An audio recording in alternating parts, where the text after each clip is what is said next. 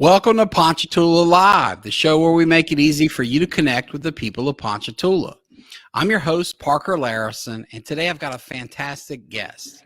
Now, if you've been watching this show for any time, you know that one of my favorite themes is the Superwoman. I love to interview these dynamic women who seem to be able to keep a million balls up in the air successfully. Career, motherhood, life at home, all of that. And certainly today's guest qualifies in the Superwoman Club. Mandi Franks Braiwick is not only one of the top realtors in the area, but she's a dedicated mom, just a great person. And one of my favorite aspects of her is that she's a heck of a lot of fun. So with no further ado, I bring up this week's guest. Mandi, thank you for doing the show. Hey, how are Parker, you? thank you so much for that nice introduction, and thank you for having me today. Well, I'm so excited to have you. You're so much fun to chat with. Every time I see you, I'm glad. Why don't we kick it off with you just telling our viewers a little bit about yourself and your background? All right. Well, I have been here in Ponchatoula since 1989. So I'm not originally from Ponchatoula, but we moved here when I was only 3 years old. And so I went to Champ Cooper, and then I went to Ponchatoula High School, class of 2003. And so growing up, I always thought that I wanted bigger place to live, but I have raised my family here, and actually I've never wanted to leave Tangipahoa Parish. And so I spent 14 years in the medical field, and I worked at North Oaks, and I concluded my medical career with Dr. Allen right down the street. Oh, and, cool. Yeah, I always wanted to work for Dr. Allen. I think he's a fantastic doctor. He's Absolutely. actually still our family physician. And so I concluded my career there, and decided that I wanted to be a real estate agent because it had always been a dream of mine. So while I was working full time and taking care of 2 children and my husband and my household, I decided, okay, I'm going to follow my dreams and become a real estate agent. And so I also took a real estate school and worked full time, did all those other things. And it's actually turned out to be pretty successful. So that's where I'm at now. Well, tell me a little bit about the transition. Like you mentioned, you spent 14 years in medical. Clearly, you love Dr. Allen, that clinic. You're still a patient, still a fan. What kind of prompted the transition from the medical profession to the real estate profession? So, like I said before, real estate has always been something that I wanted to do. My parents, they have rental property.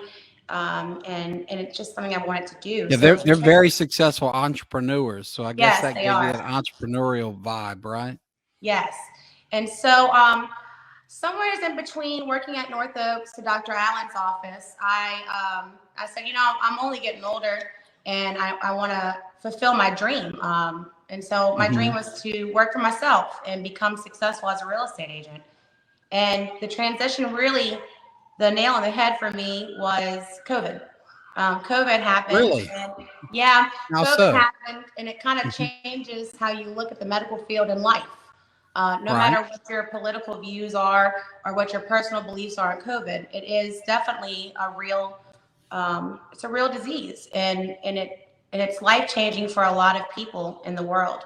And so I said, you know what, I'm only getting older, so let's go ahead and fulfill this last dream of yours,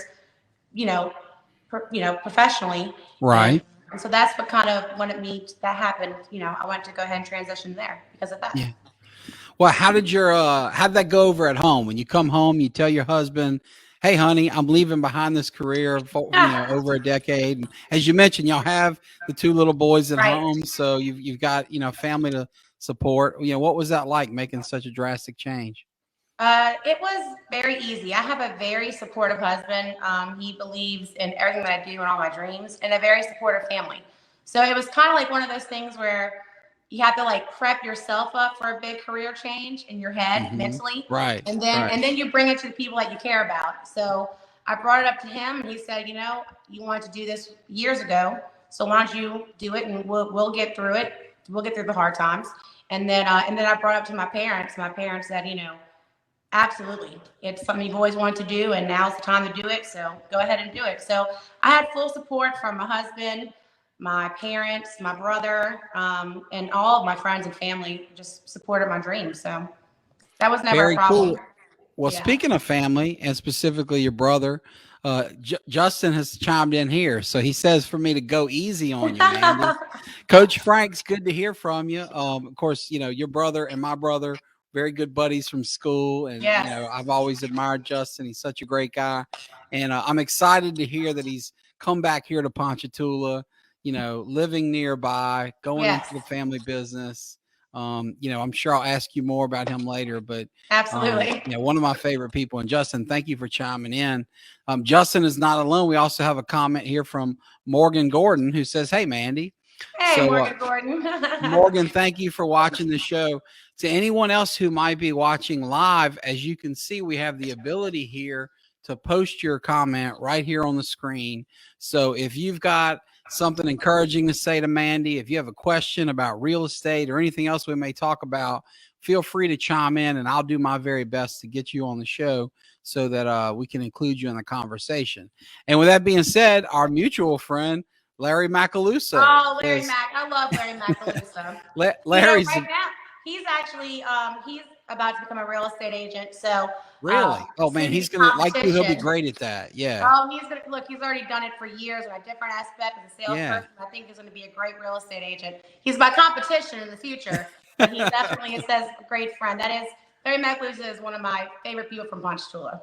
Yeah, no, Larry's great, man, and he's like you said, he's gonna be really good at that. Yeah, he's got the personality and the smarts and everything it takes. So, Larry, thanks for tuning in, man. Good to see you, folks. We're here with Mandi Franks Braiwick.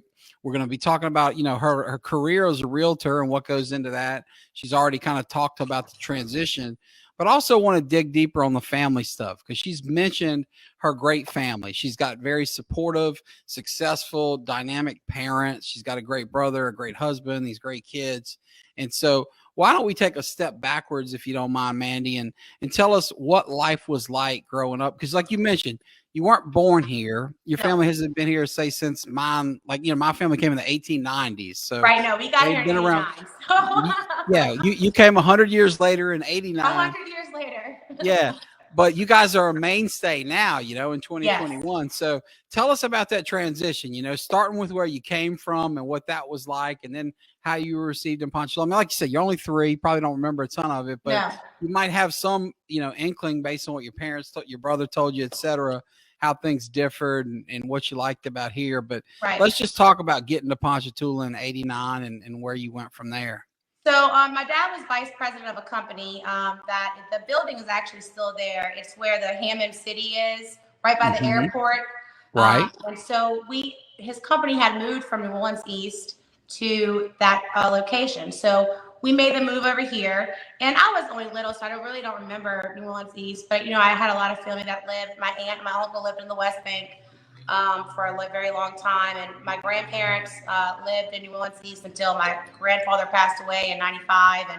And so New Orleans was definitely a big part of my life. And I mean, it still is now. But growing up, with my family, and it was just my brother and I and my mom and dad. And thank you for the nice compliment that we're a great family. I have excellent parents, and like you had said earlier, they are local entrepreneurs and very successful. And I have my brother who, before he started working with the family business, he was very successful in coaching. Very, very successful football coach. Right. And he's just, my parents are definitely big influences on my life and a lot of choices that I make because they're great people. They have a great marriage. And me and my brother, I can say, are very lucky to have parents who are as great as they are to us, maybe not right. but to us, they're fantastic people. And my brother is also a big inspiration in my life. Even when he was coaching, Justin has always been, he's a rule follower, and he's fun to be around. And also my sister-in-law, Jamie Franks, she's a huge influence in my life too. And so she's kind of family to me. That's my wife's sorority big sister, right? Yes. Actually, yeah, great woman. Yes, thank you. Parker's wife, Brandy, and my sister-in-law, Jamie, are big and little sisters, and they're sorority Phi Mu. So that's kind of crazy how small the world is. But yeah, I'm very lucky with how we grew up. We grew up with the 4 of us, my mom, my dad, me, and my brother. and we have a very unique bond, the four of us, and I'm very lucky. I'm very lucky for the family that I have.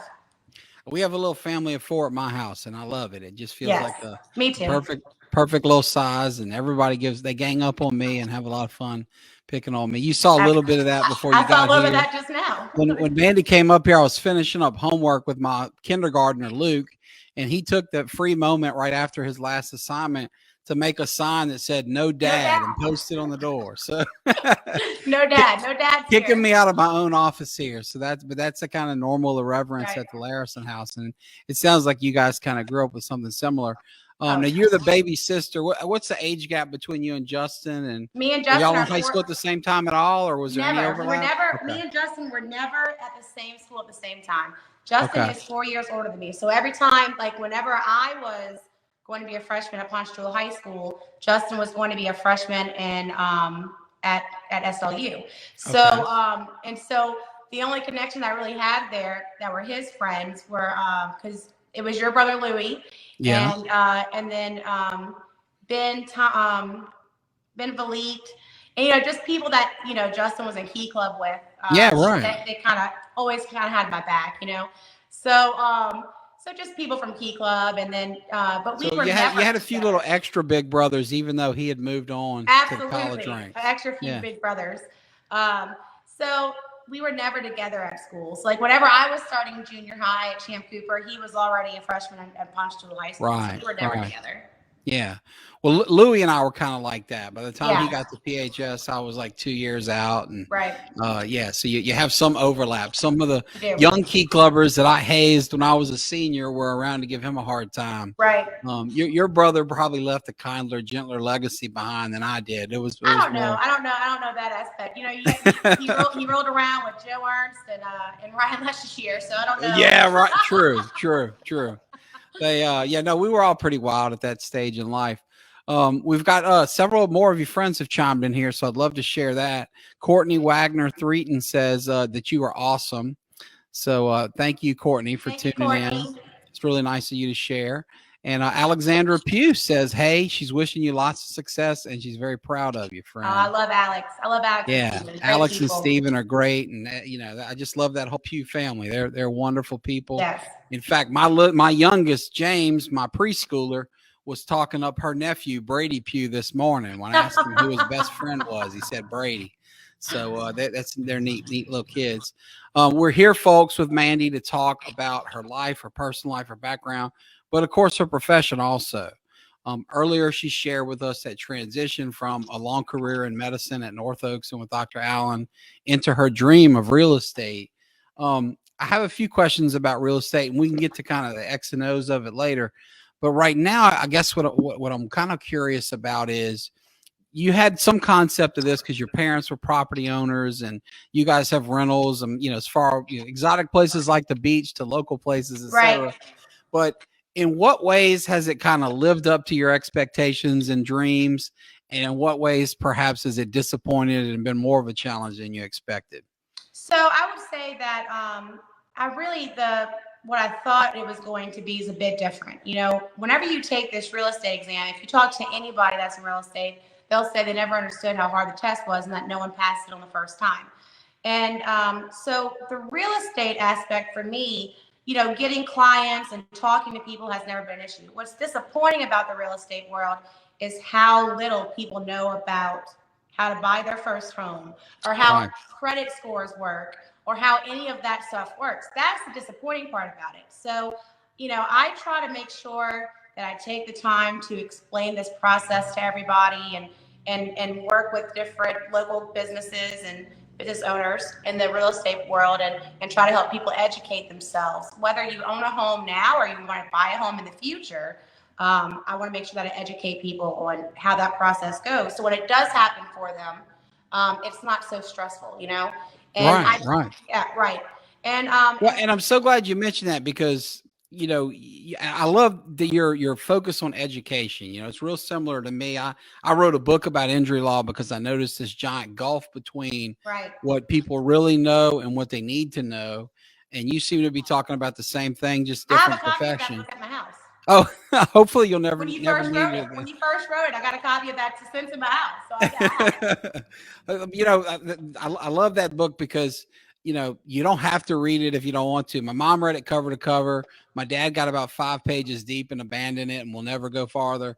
But so it makes a good paperweight too, is my point. But Right. um, but I guess you know I noticed in you, for example, you've got this first time buyers club Facebook community, and I know you're filming Facebook lives all the time, and we've seen that grow to in excess of 400 members Right. in less than a month, right? Right. So tell us about that and how you're kind of getting that message out, sharing these tips for folks, and using technology like the Facebook Live Right. that we're doing now to get there. Tell us about that. So when I first started with real estate in April, I worked with a great team at Ladder and Bloom, and I was able to learn a lot from that team. And then while I was there at Ladder and Bloom, which was on the North Shore in Mandeville, I was just really missing home. You know, even though it's not Hmm. that far away, and I can still do real estate in St. Tammany, I just wanted to be home. I wanted to be in Tangier Parish. So I was able to get in touch with Mitch Cretan, who also previously worked for Ladder and Bloom. And I Right. worked at his brokerage.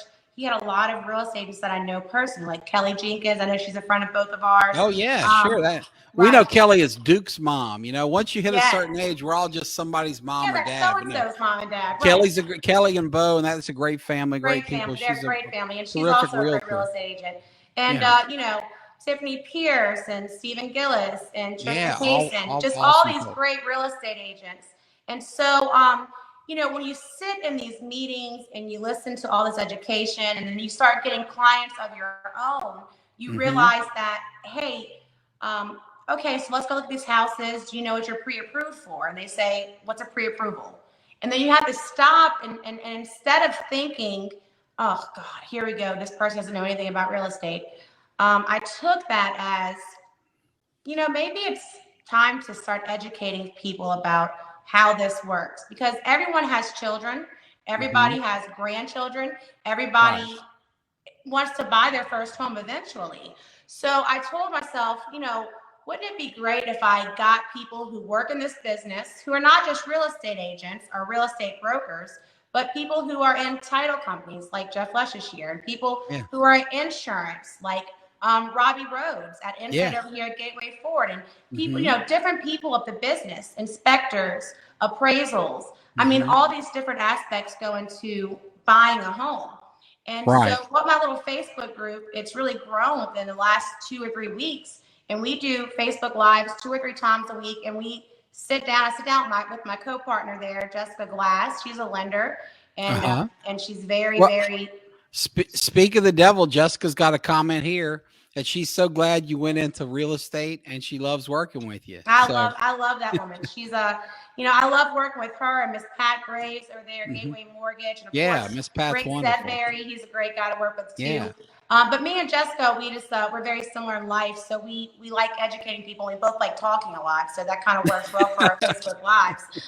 They're also comical if you join the Right. group. But Right. we just take the time to explain how everything works, and the response that we're getting is, first off, we're getting people pre-approved, which is fantastic because a lot of people will start off like, I'm looking for a rental, and their rent right now is 1,000, 2,000 for a 3-bedroom, 2-bathroom house. Right now, you're looking at $2,500 a month, maybe $2,000 Wow. a month to rent. Well, whenever you go to rent a place, you're getting a credit score check, you're Right. getting a criminal background, and you're also getting all the things that you would have to do to get a pre-approval for a mortgage. So if you can spend $2,000 a month in rent, and that money is going into someone else's pocket and going into their escrow and going into their mortgage, then you can spend $2,000 towards your own home. And so, Yeah, so I mean, you're helping people achieve the American dream and really connecting the dots between right, things they've got to do anyway, money they've got to spend anyway, just to have a roof over their head, right. to building a net worth and a real legacy they can leave to children. That's really cool. That's exciting. I could see why this is your dream job. What are some of the biggest mistakes you see? Because you mentioned you meet these first time buyers, and look, it can be my wife and I are about to buy our second home, but the first time was 20 years ago when I was in law school, so I didn't pay any attention, and what little I might have picked up, I forgot. Right. Right. So sometimes it's somebody who's bought a few properties, but it's been a few years, Right. or it's a different And everything's situation. changed. Every time Yeah. a So what are hurricane mistakes hits, you see? a lot of mistakes that I see from people, buyers and clients. Mistakes that I see is people not understanding the credit score, what's good credit, what's bad credit. And then also what I see a lot of people do is let's say you get a pre-approval of 350 grand, right? Well, people want to buy a house that's 350 grand because they have that pre-approval. Mm-hmm. And they have a term for that. It's house poor. And so what happens is people will buy this house because they're pre-approved for it, and then they're stuck in this house not being able to enjoy life.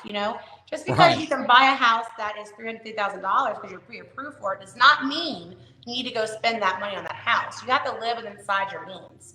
So I think a lot of mistakes that home buyers make is just that. Or if you get a pre-approval and you go put an offer on a house and your offer gets accepted, don't go buy that car. Hold off on buying that car because it's going to ruin your credit, and then you won't have that pre-approval anymore. Yeah. So I think it's a lot about. Folks don't understand that the pre-approval is this stage, and if you do something that affects your credit before the finish line of a closing, you may blow up the whole deal. But what I love, I think it's very revealing of where your intentions are when you talk about helping warn people from the problem of being house poor. I mean, you certainly make more commission if somebody buys 350 as opposed to 250, but and perhaps torpedoes their whole quality of life in the process. But it sounds like you really care about your clients to the level that you want to help them build a dream life, not just close the sale. Am I onto something there? Well, I mean, that's kind of what my passion is. If I wouldn't live in a house with me and my children and my husband, I'm not going to sell you that house. I'm not going to tell you to put an offer in that house. And another reason that I'm really so passionate about helping my clients find the perfect house for them is, back in 2016, my husband and I went through 2 house floods. We flooded in March 2016, and we flooded again in August of 2016. Got married June of 2016. And then we got pregnant in September of 2016. 2016 was a big year. What a year! 2016 was a big year for us, the Braiwick family. Wow. So, I just want to make sure that I help people with buying their home, because not only does that help me as a person, it makes me sleep better at night that I helped you find a house that I know I can put my head down at night and say, hey, these people are going to have a great life in this house. But it also helps me build my clientele because, in 5 to 6 years, you're going to want to sell that house. And that you can put your trust in me. This is the biggest purchase of anyone's life. This is the biggest deal that anyone will have, is buying their home, And so, and another aspect of that is I know you probably do the same thing with what you do. I follow this real estate guru. He's an expert, and he does a lot of marketing in New York City. And last year, in 2021, 35% of all home buyers were single parents.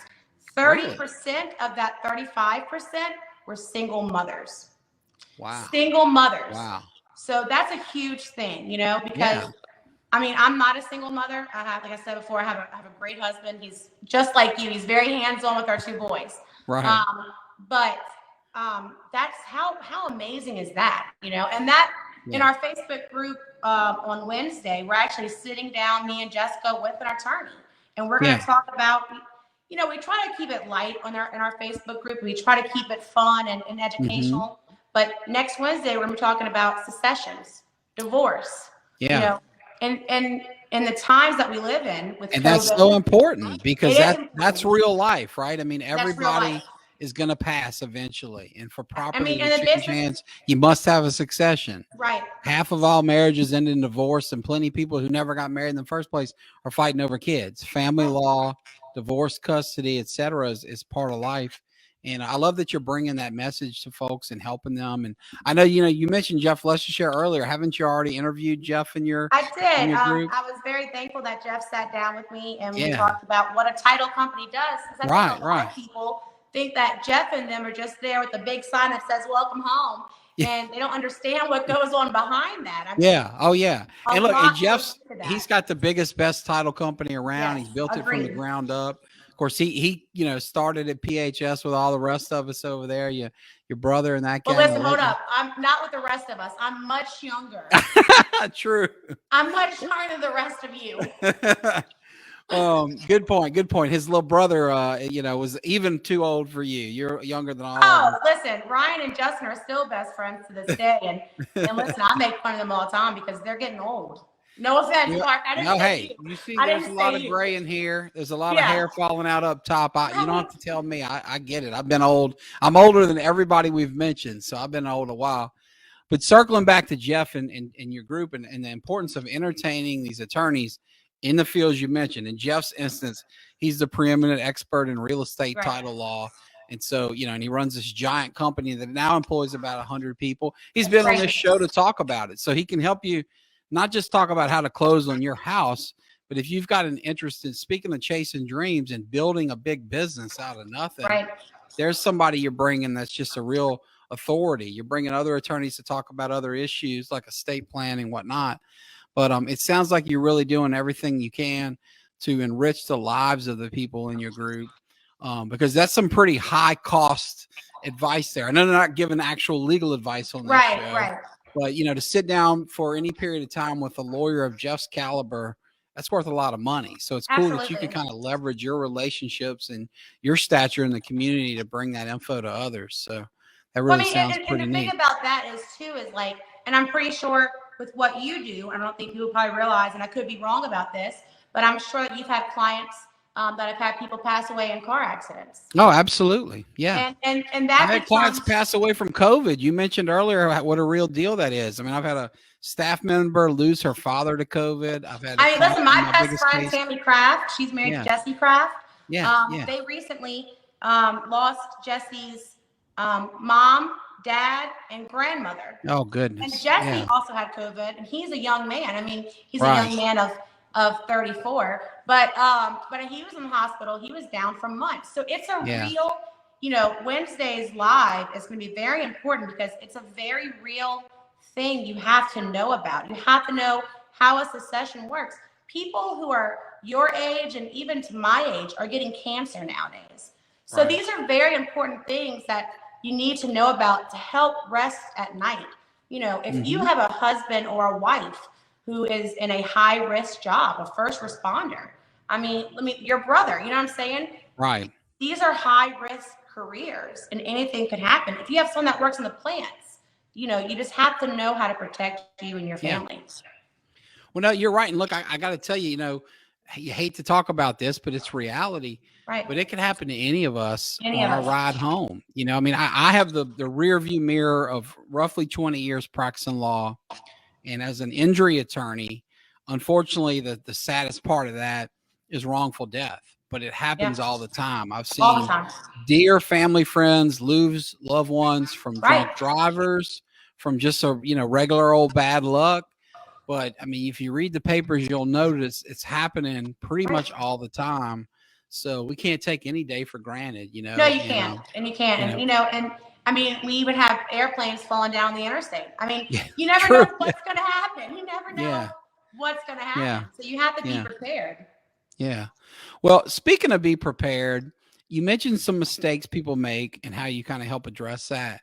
What advice would you give to prospective home buyers on how to be prepared before they even come to meet you as a realtor? If I'm sitting at home watching this show and I'm thinking, man, with real estate, if I get this much saved up, or if the market comes down this little bit, I want to make a play, want to buy my first home or my fifth home, whatever. What can I do to be prepared so that when I show up and give you a call at your real estate office, we'll be ready to pounce and ready to get that dream home, ASAP? Right. Well, I mean, something to prepare yourself is make sure that you find a lender that that you can communicate with and that you can trust. People think that real estate agents know all the answers for like your lending questions, and that's just not factual. You need to make sure you find a lender first that's going to help you with the loan process. And getting that pre-approval first is where you want to start with. And then you want to find a real estate agent that you trust, you know, whether it be me or someone else. I would say the Next Home office in downtown Hammond is phenomenal. But, you know, it doesn't matter who you work with. You just got to make sure that they have good communication with you and that they're honest with you.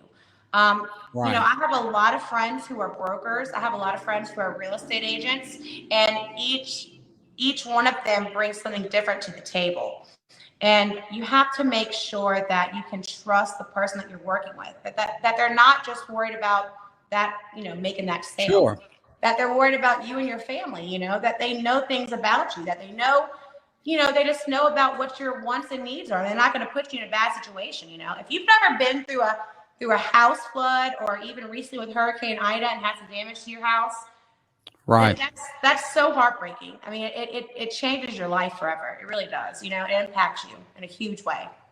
No, it really does. And circling back to someone we were talking about earlier, Jeff Leschere, his family flooded in 1983. I know. I mean, Jeff, as I recall, like he was just a little bitty kid back then, obviously, but I think he like lost the ability to walk for a little while. He got Okay, very so sick. I actually learned that. I never knew that after many, many years of being friends with Leschere. I never knew that. And I went back and I watched y'all's Facebook Live here. Right. Live. And I never, when I watched that live, I remember thinking, oh my God, like he almost, I mean, he said he couldn't walk for like 3 weeks. Yeah. Wasn't it? And so you have the obvious thing, which is his parents, who are great, hardworking people. They've been very successful. But in 1983, let's face it, like a lot of parents of their age, they were young and poor. Right. They were, you know, they were getting started on this journey that they've been on that's been so successful. And they've got now suddenly to rebuild their house. I mean, that lawsuit's still 40 years later, not paid. So they've got to go out and make their own way to, you know, to basically rebuild their house. I think interest rates were in the teens at the time. And on top of all that, it's a health issue too. It's not just a home issue. And so like you say, whether it's the Hurricane Ida, the 2016 floods, this is really big stuff. I've seen my in-laws go through it. A really funny story. It's when we flooded in March 2016, which came out of nowheres. And actually, when we bought our house, it was in a flood zone X.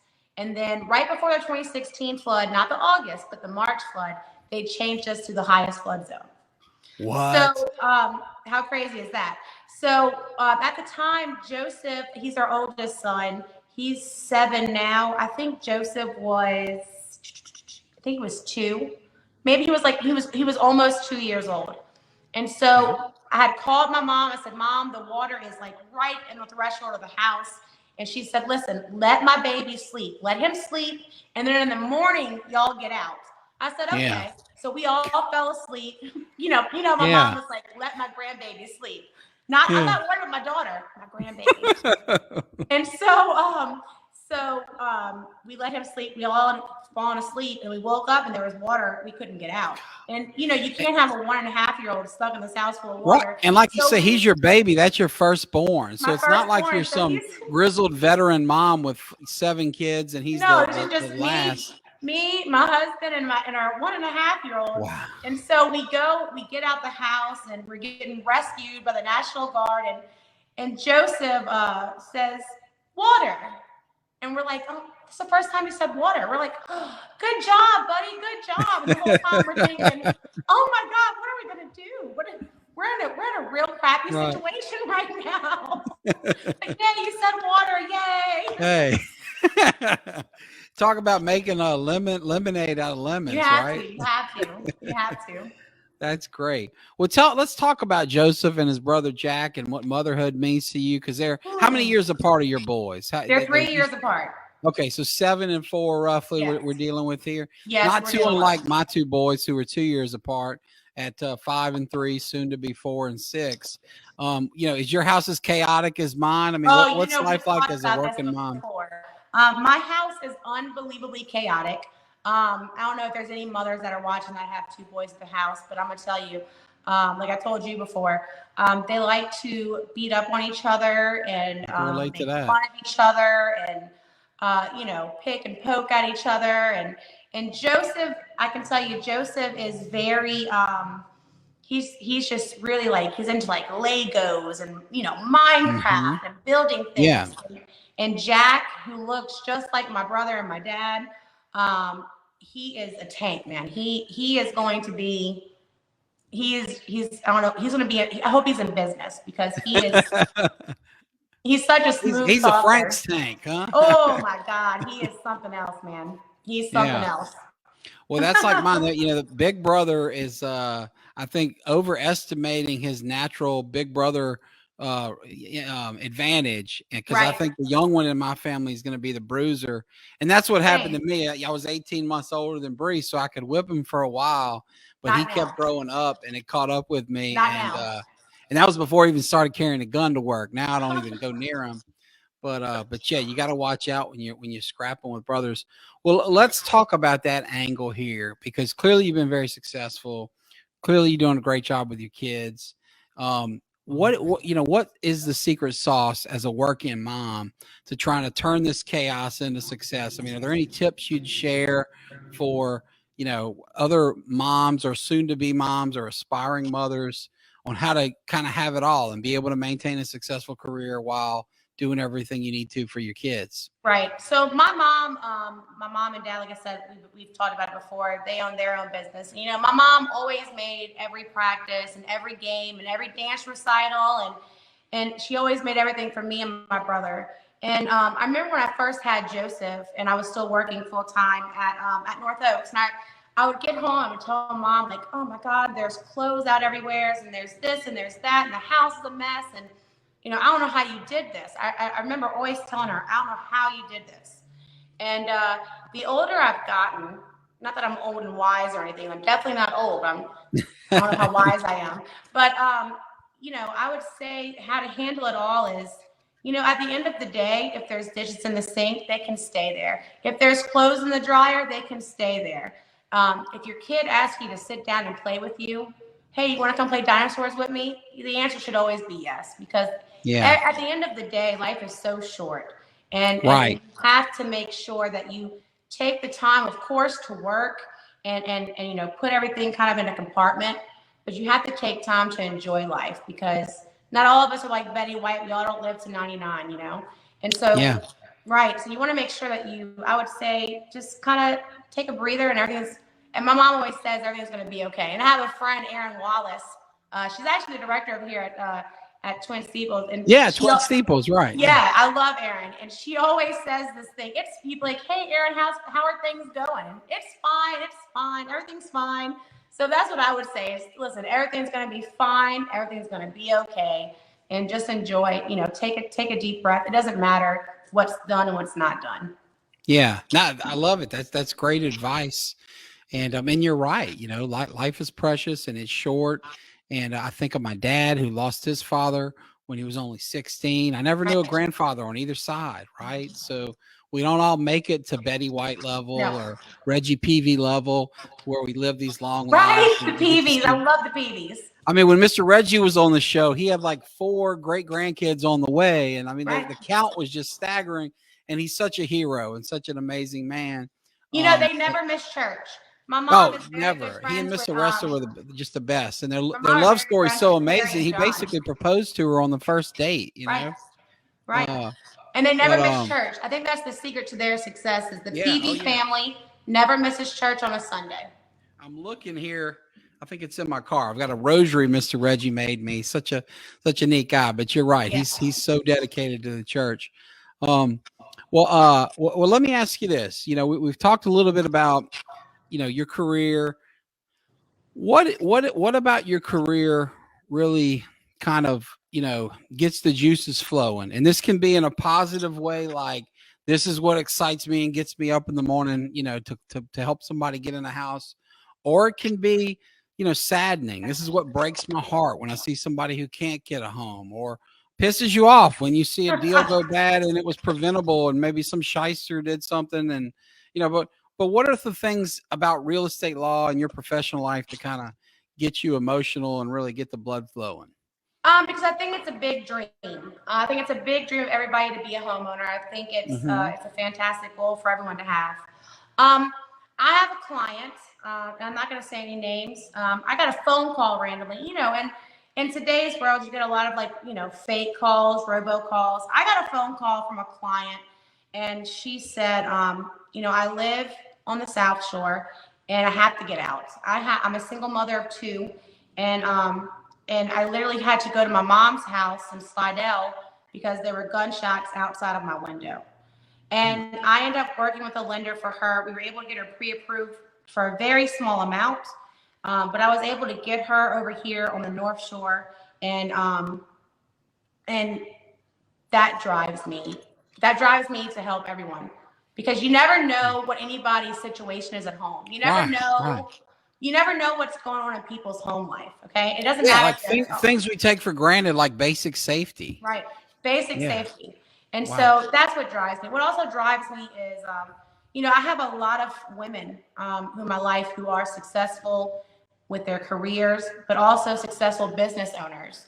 And that drives me to succeed for myself, because, helping people get a home is great, but helping people get a home and getting to become friends with these people, and watching them succeed in their lives, and watching them have children, and all of it, that's what makes me want to do it every day. That's really neat. I can tell you're keeping it real. It's really important to you. Yes. And speaking of keeping it real and helping the community, I know you're involved in the nonprofit world, and it's my understanding that you and some friends have even started a new nonprofit to help with mental health issues. Right. Can you So tell us a little actually, bit about that? Right. So actually, I want to tell you thank you. My friend Janine Soche, we had recently lost a friend, and it was a huge impact here in this community. And we lost our friend on a Friday. On that Sunday, Janine said, I'm doing a 5K. I'm doing a 5K, and I'm going to find a local domestic violence nonprofit. So she did that, and I support her 110% of the way on that journey. And she is now going to make this an annual purple run every year to support SAFE. SAFE is a community. Great program. Yeah. Big fan. It is. It's Southeastern Advocates for Family Empowerment. And until Janine got involved with that association over there, SAFE, that organization, I'm sorry, no one really knows about it. No one even knows that even exists. No, you're right. Because and for folks that may know a little history here, this SAFE is the organization that used to be known as Southeast Spouse Abuse. So my brother Bree was president of the board. I served as vice president and treasurer, and it's an incredibly important organization designed to help people who are victims of domestic violence to escape that terrible situation, get the resources they need. But you're right. It is really a problem that is so often just swept under the rug. It's swept under the rug. I mean, Bree and I learned when we were running the organization, because we were on the board together at the same time, it's just something that's uncomfortable to talk about, because while it's prevalent and there's domestic violence everywhere, it's often kind of a dirty little secret. It's not, it's really easy, not to say that it's any more or less important than other causes, but everybody loves to wear pink come October for breast cancer. I certainly do, as my mom's a breast cancer survivor. Absolutely. But it's like, there's really just, it's just easy to get out there. It's a very public thing. Whereas domestic violence and trying to raise money for the purple cause is tougher. So I really applaud what you're doing here, because having spent a little time trying to help that organization, I know the challenges you face. It's a real uphill climb. Well, that's Janine Soche, and she's a good friend of mine, and I support her in this. And so, again, thank you. Janine had come up with this great idea to sponsor a child. And the second she did that, I tagged all of my friends who I know are local business owners and people who want to be involved in this organization. And you were the very first one. Actually, the second you did that, I told my mom, I said, Parker Layrisson Law Firm was the very first one to sponsor a child. And you did an amazing job, because you were doing your own thing here for Christmas for underprivileged children with ICE. And so, it is not talked about at all. And if people were actually to sit down and talk to Nana at SAFE, she's a director over there, you would realize what a big problem domestic violence is. And it's just, if you look at the numbers from city to city, it's one thing. But when you look at the numbers from each police department, including the parish, it might change your mind on Oh, yeah. getting involved in these Yeah. local organizations. But the nonprofit that me and my friends are going to start, it's going to be for mental health. Mental health is something that's not talked about either. And mental Right. health can actually lead to other issues like domestic violence. So Right. we're getting together and we're getting this formed. We're going to get health coaches, life coaches. We're going to get some therapists and psychiatrists pulled into this, and really help support. Because if you're battling with mental illness and you call your insurance company, or if you don't have insurance and you call to make an appointment, you're talking about, these doctors are so busy and they're so backed up that you're talking about a month and a half, 2 months before you Yeah. can even see a doctor. Yeah. And No, I've seen that. I have family members, uncles, cousins, etc., who really struggle with mental health issues, and it is heartbreaking to see the impact on the family because the resources are not near what they should be or could be. And I'm sure folks have followed how much Louisiana has cut over the years in mental health resources, and they're critical. And so we really need nonprofit sectors like you to step up to help bridge that gap a little bit, because it's not getting covered. Like you mentioned, so many people are uninsured, but even for folks that are insured, getting access to care you need and resources is a real challenge. So it's really neat to hear you talk about these causes near and dear to your heart, because you're clearly a passionate woman capable of great achievement. So I really applaud you for that. What else do you do? I mean, we've talked a lot about your work, your family, and that, your organizationals. What do you do for fun? I mean, what are you into? You mentioned some of your friends. What's a fun weekend look like for you and your family? Well, if it's not LSU games, we like to go to Orange Beach, and I like to hang out with my girlfriends. I have a great group of women that I love and I adore. But I'm gonna tell you the truth. I like hanging out with my family. I like hanging out with Barbara and David Franks and Justin and Jamie Franks, and Right. if you ask me to choose between hanging out with my mom and my sister-in-law or my girlfriends, I might say, hey, can we all hang out together? But I would say on the weekends, I like spending time with my husband and my children. But my girlfriends, I have a great group of women that I adore. Very cool. Very cool. And what about influences in your life? I mean, you mentioned obviously you have this great resource and strong parents who have, guided you in so many ways. But who else? I mean, whether it be teachers at PHS, Champ Cooper, et cetera, bosses at North Oaks or wherever. I mean, who have been some guiding lights in your life, some people in the local community that have really helped you along the way?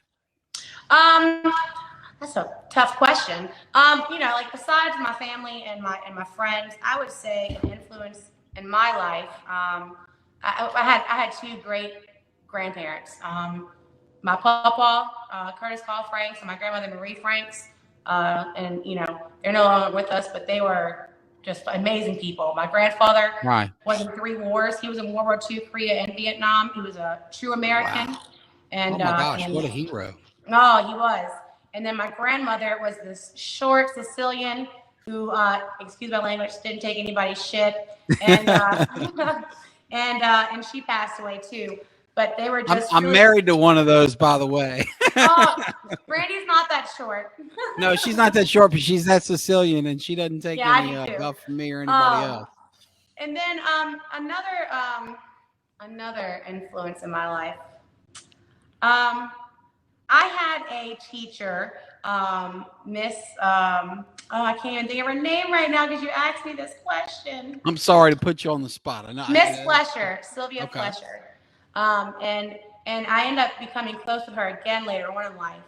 She's actually on Facebook, and she's battled some cancer and illnesses. Another influence, a teacher of mine, and both these teachers come from Champ Cooper, is Jennifer Jolly. I don't know if you know who Jennifer Jolly is. She absolutely. At St. Joseph's. Yeah. She was at Champ for many, many years. But she's had many adversities in her life, and she always just continues to push through them. And then I would say, all my girlfriends, but my 2 best friends, Tammy Kraft and Sarah Kierans.